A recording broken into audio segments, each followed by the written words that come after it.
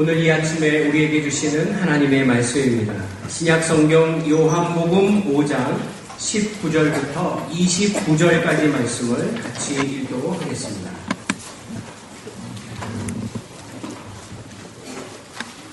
신약성경 150페이지 요한복음 5장 19절부터 29절까지 말씀입니다.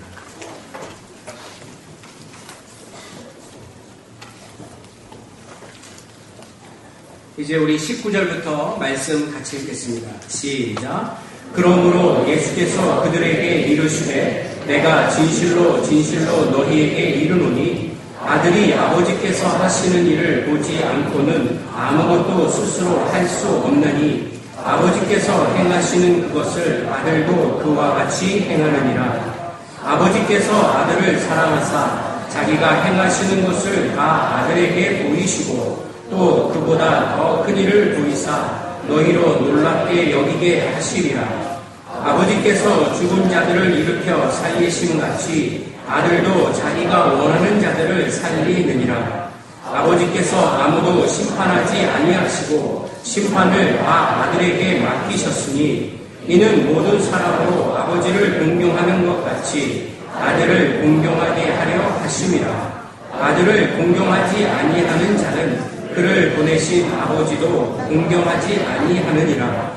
내가 진실로 진실로 너희에게 이르노니 내 말을 듣고 또 나 보내신 이를 믿는 자는 영생을 얻었고 심판에 이르지 아니하나니 사망에서 생명으로 옮겼느니라.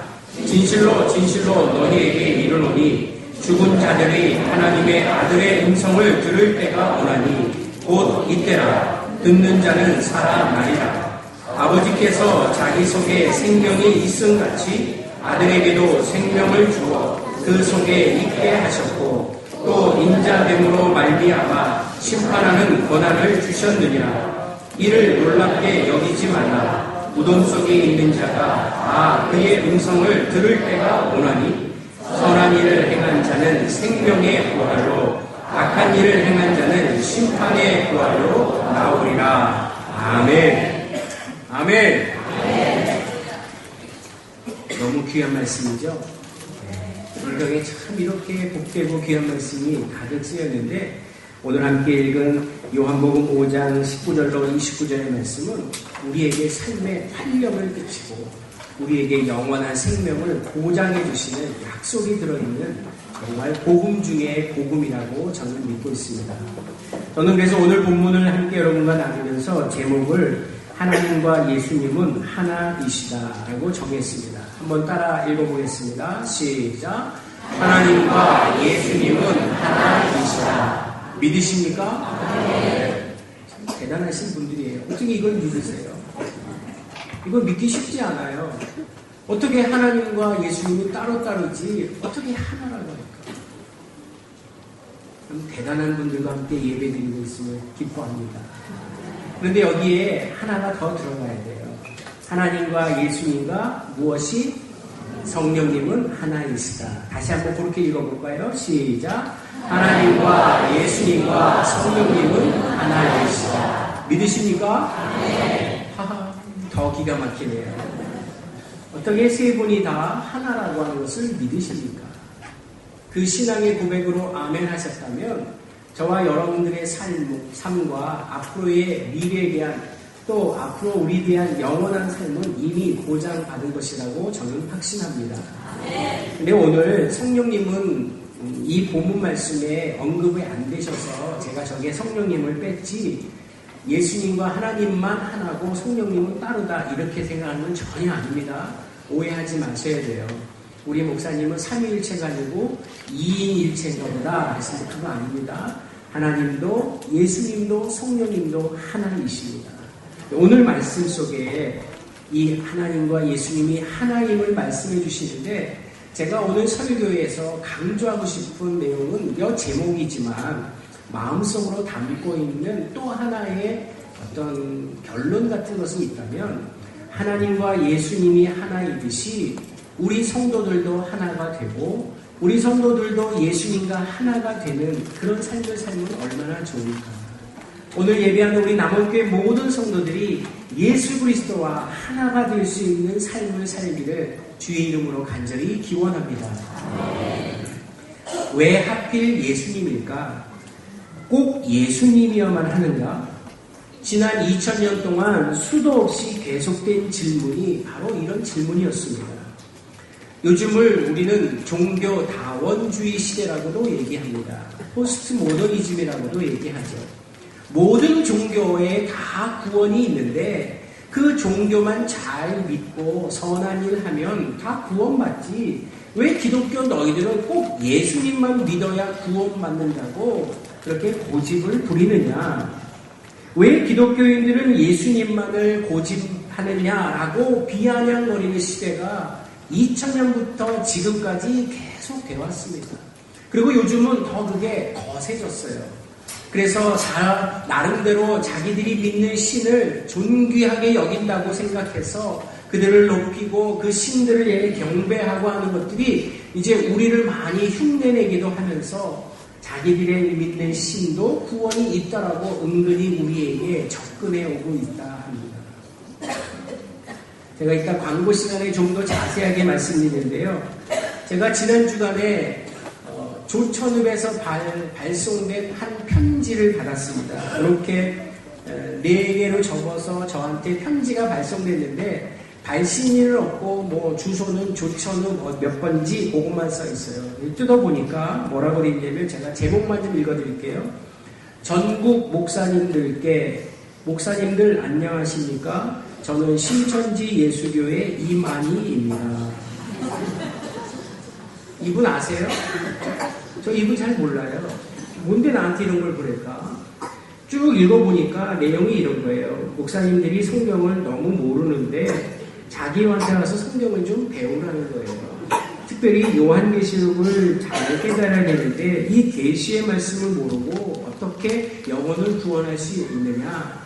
계시록도 모르니 너 와서 나한테 와서 계시록 잘 배우고 훈련받아서 이 새로운 신천지의 세계로 들어오라 하는 그런 편지였어요. 제가 이 얘기는 일단 광고 시간을 좀 할게요. 자, 하나님과 예수님과 성령님은 하나이십니다라고 하는 진리의 말씀을 따르고 있는 저와 여러분들에게 이런 거짓되고 뭔가 유혹하고 달콤한 것으로 우리를 꼬드기는 그런 일들이 이 세상에 너무 많습니다. 저는 이 편지를 받는 순간 가슴이 섬찟했어요. 왜냐하면 우리 성도들 중에도 이런 편지를 받을 분들이 분명히 있을 텐데 확인해 볼게요. 이런 편지 받으신 분 한번 손 들어보세요. 이런 편지 받으신 분. 신천지에서 혹시 편지 받으신 분. 받고도 지금 손 안 드는 거죠. 아니시거든 뜯어봐셔서 여기 뭐 이렇게 뭐 신천이라고 써있으면 당장 찢어버리시고 읽지 마세요. 거기에 눈을 감지 마시기 바랍니다. 너무 위험해요. 그래서 예수님만이 구원의 길이라고 하는 우리의 믿음, 우리의 분명한 신앙의 확신, 우리가 삶을 살아가는 이유, 오늘 우리가 드려 함께 예배하는 그 근본적인 본질이 흔들리는 이런 유혹된 이야기들이 세상에 너무 많습니다. 혹시나 거기에 귀를 살짝 기울이고 뭘까 궁금한데 왜들 그러지? 이 사람들 뭔가 있는 거 아니야? 라고 접근했다가는 금방 여러분의 어깨를, 여러분의 허리를 잡아채서 말할 수 없는 구렁텅이로 빠뜨리고 구원은커녕 구원은 없고 영원한 형벌 속에 빠지는 위험에 처한다는 것을 여러분 명심하셔야 합니다. 오늘 저는 그래서 뭐 예정한 것은 아닙니다. 오늘 이 말씀이 딱 우리에게 필요한 말씀이죠. 예수님과 하나님은 하나이시고 그 하나됨을 우리에게 가르쳐주는 이 신앙의 흔들림 없는 고백이 오늘 예배하는 저와 여러분들에게 있기를 원하는 것입니다. 예수님만이 구원의 길이라는 오만과 편견은 어디서 비롯됐느냐? 예수님만이 구원이라고 말하지 마라 라고 우리에게 계속 끊임없이 도전하는 사람들, 따지는 사람들이 많습니다. 그런데요, 한번 생각해 보세요. 사람이 태어나서 죽는 것과 사는 것은 이 갈림길은 분명한 것입니다. 죽느냐 사느냐는 누구에게나 있습니다. 예수님은 이 생사의 기로에서 분명한 이정표가 되십니다. 영원히 죽느냐 영원히 사느냐의 이정표가 되시는 거예요. 예수 그리스도라고 하는 이정표를 제대로 보시고 그 따라가는 사람은 영원한 생명에 가는 길이고, 그것을 보지 못하고 자기 길 길로 가면 영원한 심판, 지옥의 형벌로 떨어지는 것이 성경의 가르침입니다. 이거는요, 누구도 부인할 수 없는 말씀입니다. 그리고 하나님은 우리에게 그 예수 그리스도를 주심으로 말미암아 그 생명의 이정표의 역할을 하도록 오늘 성경에 말씀해 주셨어요. 예수님께서 이 세상에 오셔서 우리들에게 전해주신 하늘나라의 비밀, 많은 이야기들, 특별히 마태, 마가, 누가, 요한복음의 4복음서에 기록된 예수님께서 우리에게 하신 많은 말씀들 중에 가장 중요한 핵심을 저는 꼽으라면 오늘 본문의 제목이에요. 오늘 설교 제목. 하나님과 예수님은 하나이시다를 가르쳐 주십니다. 이게 바로 복음 중의 복음입니다. 물론 이 문제 스스로가 아버지와 나는 하나다, 하나님과 나는 하나고, 아버지를 보고 싶으냐, 나를 보면 아버지를 본 거와 같다라고 하신 말씀 때문에 고초를 당하시고 붙잡히시고 죽임까지 당하신 것은 맞습니다. 그러나 고초를 당하고 매를 맞고 채찍을 맞고 십자가에 당하는 그 엄청난 고통 속에도 예수님은 정말 조금도 굴하지 않고 그 확신을 분명히 가지신 완고한 믿음을 가지셨다는 것입니다. 저는 이 부분이 우리가 오늘 예배드릴 수 있는 그 근거가 됩니다. 우리에게 육체적인 고통이 당해지고 우리의 삶에 불이익을 당하고 또 때로는 다른 사람들에게 업신여김을 당하고 무척 큰 손해를 보면 신앙 같은 거, 믿음 같은 거는 내팽개치고 내가 살아야 하니까 라고 우리는 우리 자신을 합리화시킬 수 있겠지만 예수님은요 그러지 않으신 분이라는 것을 성경은 가르쳐 주십니다. 그래서 오늘 예배하는 저와 여러분들에게 성경은 분명히 말씀하십니다. 제가 아까 이 설교의 제 나름대로 가지고 있는 결론을 말씀을 드렸죠. 하나님과 예수 그리스도와 성령님이 하나이듯이 우리 남원교회 예배당에서 예배드리고 오늘 우리도 하나가 되고 예수 그리스도와 하나 된 삶을 살았으면 좋겠습니다. 이때 여러분들이 뭐라고 반응하셨죠? 아멘 하셨잖아요.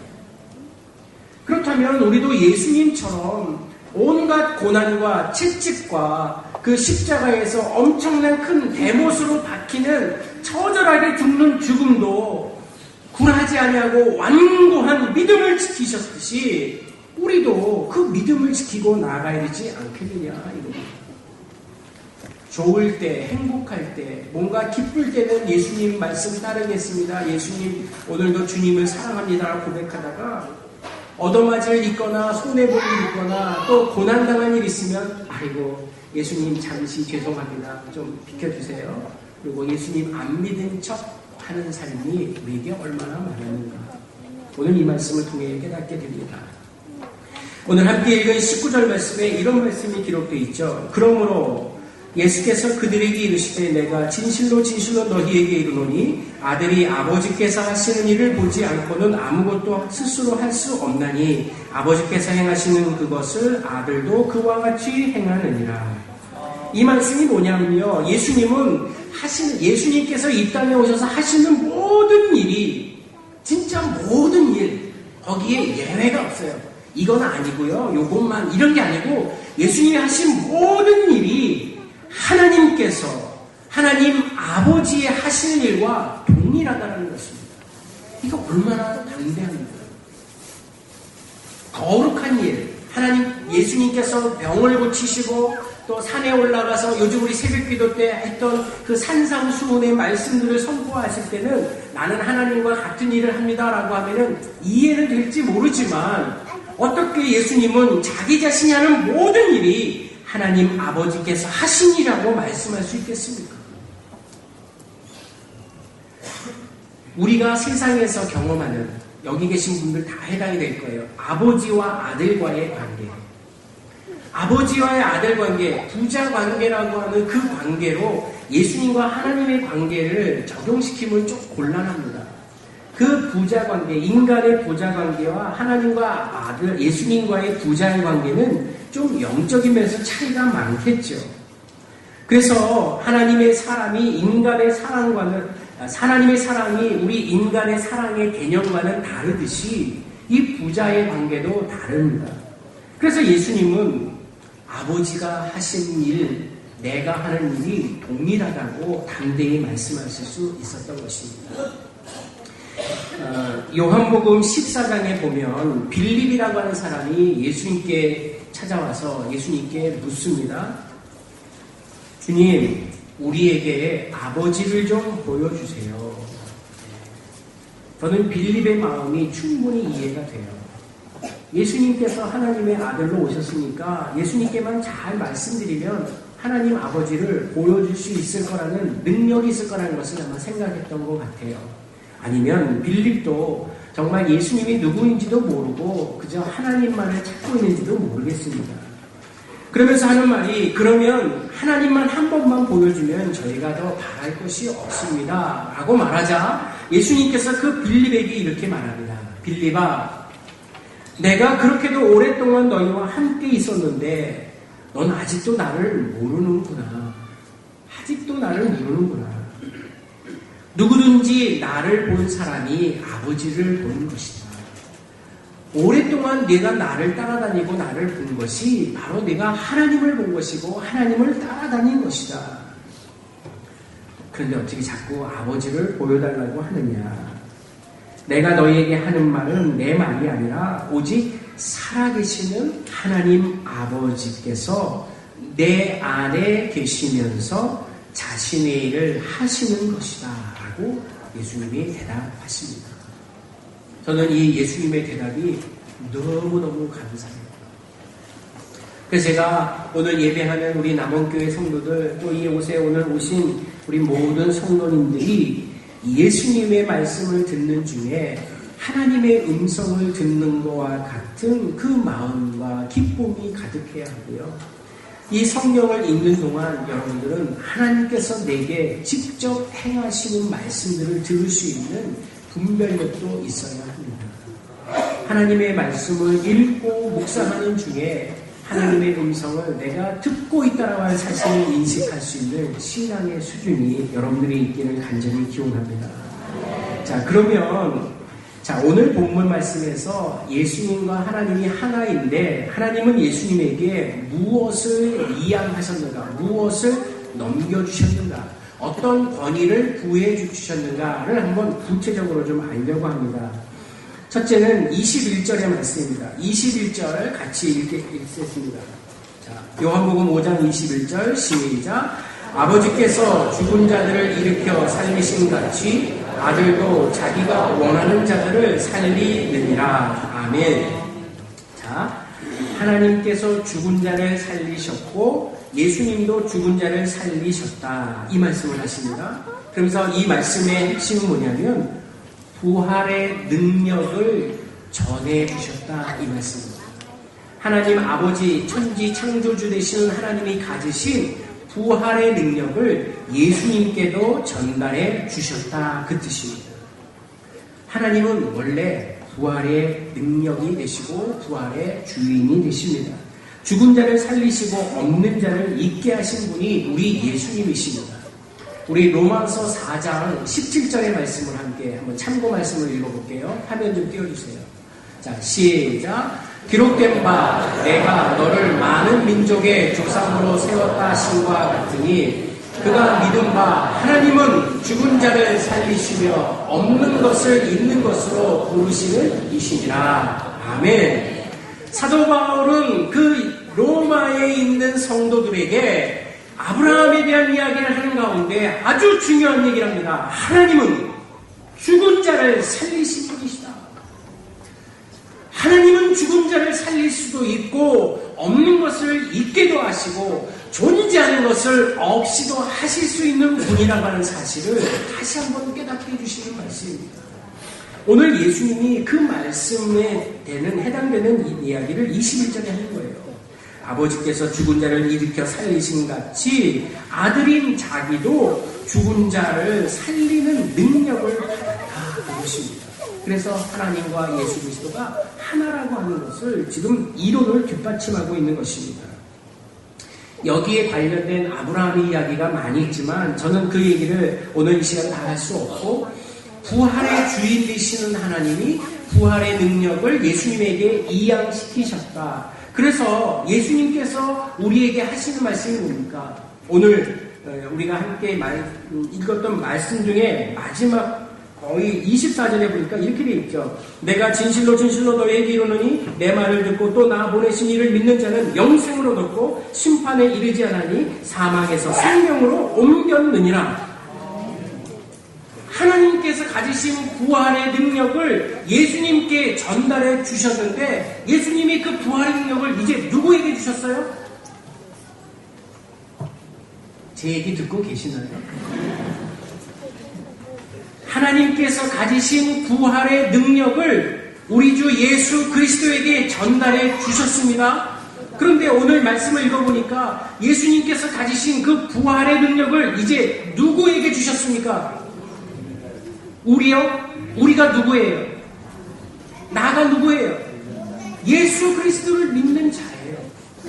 누구에게나 준 것이 아니라 오늘 보니까 진실로 진실로 내 말을 듣고 또 나 보내신 이를 믿는 자, 예수 그리스도에 대한 확신이 있는 사람, 그리스도의 십자가의 은혜를 갖고 살아가는 사람들에게 부활의 능력을 이양해 주셨다는 거예요. 그래서 예수 믿으며 멸망치 않고 영생을 얻게 하려 하심이라는 말씀이 이미 요한복음 3장 16절에 우리에게 말씀해 주신 복음이라는 것입니다. 자, 이제 질문할게요. 대답해 보시기 바랍니다. 나는 예수님을 믿기 때문에 죽어도 멸망치 않고 영원한 생명을 얻는다고 믿고 있습니다. 믿으십니까? 정말 믿으십니까? 단 한 분도 그 믿음에서 벗어나 영원한 생명이 아닌 그 지옥으로 심판으로 떨어지는 그런 일이 없기를 간절히 바랍니다. 그런데 그럼 나만 갈 거냔 말이에요. 자, 여기 부부가 함께 앉으신 분 한 분 손 들어보세요. 옆에 남편이나 아내가 같이 앉았다 하시는 분 손 들어보세요. 네, 꽤 많으시네요. 저 2층에도 많고. 근데 뭐 찬양대도 하고 또 여기 안내도 하느라고 좀 헤어져 앉아있지만, 자, 한번 제가 다시 물어볼게요. 나는 우리 직계 가족은 다 예수 믿습니다. 한번 손 들어보세요. 이야, 손드는 손이 달라져요. 자랑스러운 거예요. 네. 직계 가족은 다 예수 믿습니까? 자, 그러면 손 내리시고, 손 못 드신 분들은 어떻게 된 거예요? 다 믿긴 한데, 그놈 한 놈만 안 믿어요. 그놈만 믿으면 되는데, 그런 분들 계시죠? 자, 우리가 할 일이 뭡니까? 내가 이양받은 예수님으로부터 전달받은 예수를 믿으면 멸망치 않고 영생을 얻게 하신다고 하는 부활의 능력에 관한 그 이양을 내가 받았으니 이제 내 자손들에게, 내 자녀들에게도 전달해 줘야 되지 않겠느냐? 이게 우리의 사명인 것입니다. 우리가 신앙생활 앞으로 우리 주님 오시는 그날까지 나의 개인의 마지막 멸망 때까지 앞으로 해야 할 일은 분명하게 정해져 있습니다. 뭐냐? 내가 받은 부활의 정권의 그 능력을 내 사랑하는 가족들에게, 내 사랑하는 친구들에게, 내 사랑하는 사람들에게 전달해줘. 그들과 함께 영원한 생명, 천국에 같이 들어가자, 이것입니다. 믿으시겠습니까? 네. 그것 때문에 우리가 오늘 예배드리는 거고요. 여기 서울 목동에서 온 우리 주일학교 어린아이들도 그 훈련을 받고자 여기까지 왔다고 생각이 돼요. 참 기특합니다. 어떻게 옷을 그렇게 다 맞춰 입으셨네요. 나는 무슨 수도사님들이 그런 줄 알고. 여행 중에 수련회 하신다고 제주도까지 오셔서 아침에 우리 교회 와서 예배 드리신다고 전화 받고 너무 반가웠고요. 너무 감사했습니다. 아무쪼록 여기 와서 예배 드리고 하셨던 모든 그 프로그램들이 우리 어린 심령들이 이 부활의 능력을 어릴 때부터 깨닫고 영원한 생명의 기쁨 속에 살아가는 주님의 귀한 자녀들기를 간절히 기원합니다. 요한복음 11장 25절에 이런 말씀이 있죠. 나는 부활이요 생명이니 나를 믿는 자는 죽어도 살겠고 무릇 살아서 나를 믿는 자는 영원히 죽지 아니하리라. 얼마나 감사한 말씀입니까? 그 다음에 또 한 가지가 있어요. 22절부터 23절 말씀도 한번 같이 읽어보겠습니다. 제가 읽을게요. 같이 읽을까요? 시작. 아버지께서 아무도 심판하지 아니하시고 심판을 다 아들에게 맡기셨으니 이는 모든 사람으로 아버지를 공경하는 것 같이 아들을 공경하게 하려 하십니다. 아들을 공경하지 아니하는 자는 그를 보내신 아버지도 공경하지 아니하느니라. 아멘. 아버지께서는 아무도 심판하지 않으신다. 아들에게 그 심판의 그 권리를 이양해 주셨다. 그 얘기를 하는 거예요. 정말 놀라운 상황입니다. 그래서 인간은요, 믿어야 할지 말아야 할지를 판단하지 못하면 이제 예수님께서 다시 오시는 날 심판을 받는 것입니다. 이제 심판자가 오신다는 거예요.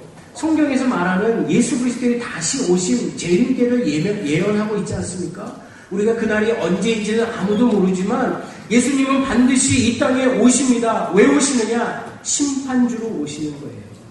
왜냐하면 하나님으로부터 그 심판의 권리를 이양받으셨기 때문이에요. 하나님은 예수님에게 부활의 능력과 동시에 심판 권리의 그 은혜를 주셨습니다. 이양하셨습니다. 그래서 구약시대에 하나님은 친히 죄악과 불의, 불순종을 심판하셨잖아요. 성경에서 우리가 알고 있는 바벨탑 사건, 노아의 홍수, 소돔과 고모라의 멸망 이런 것들은요 하나님께서 불의와 죄를 보고 그냥 즉각적으로 심판하신 대표적인 사례들입니다. 그런데 하나님은 이스라엘 백성들이 불순종했을 때 징계를 내시고 죽음으로 심판하셨고 이웃나라의 포로로 잡혀가기도 하시고 하나님께서 직접 역사를 심판하셨는데 이제는 하나님이 하시는 게 아니라 예수님에게 그 권리를 이양하셨다는 거예요. 그래서 그분이 이 땅에 오셔서 이제 심판으로 오시겠다는 거예요. 그런데 한 가지 우리에게 너무 귀한 것은 그 심판이 먼저가 아니라 믿을 수 있는 기회를 주시겠다는 거예요. 한 번 더 기회를 주시겠다는 거예요. 심판은 기정사실인데 그거 알고 돌이키고 마음을 변해서 예수를 믿겠다고 결심하면 내가 받아주시겠다는 거예요. 이게 얼마나 감사합니까? 여러분들 자녀들을 키우실 때 이런 얘기 많이 하셨죠. 내가 한번 봐준다. 엄마 또 아빠가 이제 내가 너 한번 봐줄게. 두 번째다. 그러다가 이제 한 서너 번 하다가 이제 하는 얘기 내가 참다 못 참아. 오늘은 한번 마음 잡고 너를 혼내줘야 되겠다. 그런 경우가 있잖아요. 근데 제가 성경을 읽고 또 읽으면서 느끼는 것은 우리 주님은요, 너 한 번만 봐줄게, 두 번 봐줄게, 이렇게 세고 계시지 않더라는 거예요. 그냥 올 때까지 기다리시더라고요. 찾아올 때까지 그냥 우리만 바라보고 계신다는 사실이에요. 그러니까 성경을 통해서 얻는 결론은 뭐냐면 얻어맞기 전에 빨리 주의 품으로 돌아가는 게 지혜로운 사람이다. 제가 이렇게 보니까 얻어맞고 오신 분들도 계시죠? 자기 잘났다고 교만해서 하나님 없이 예수님 말씀 없이 살다가 된통 혼나고 따끔하게 맛을 본 다음에 하나님 제가 항복하고 주님께 갑니다. 두 손 들고 항복하고 오신 분도 계실 거예요.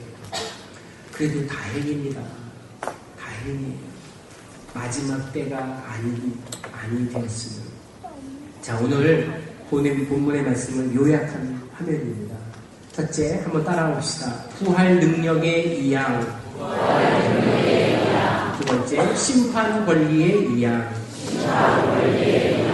자, 이 두 가지가 누가 갖고 계시는 능력이에요?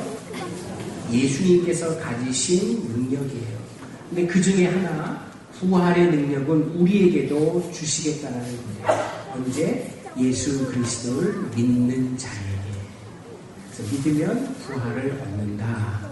영생을 얻는다. 말씀하시는 것입니다. 그리고 심판은 반드시 옵니다. 여러분 잘 그날을 준비해 놓으시겠죠?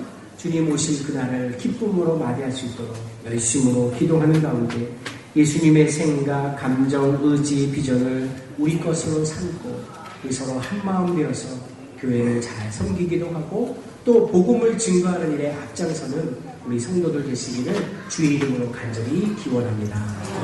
기도하겠습니다.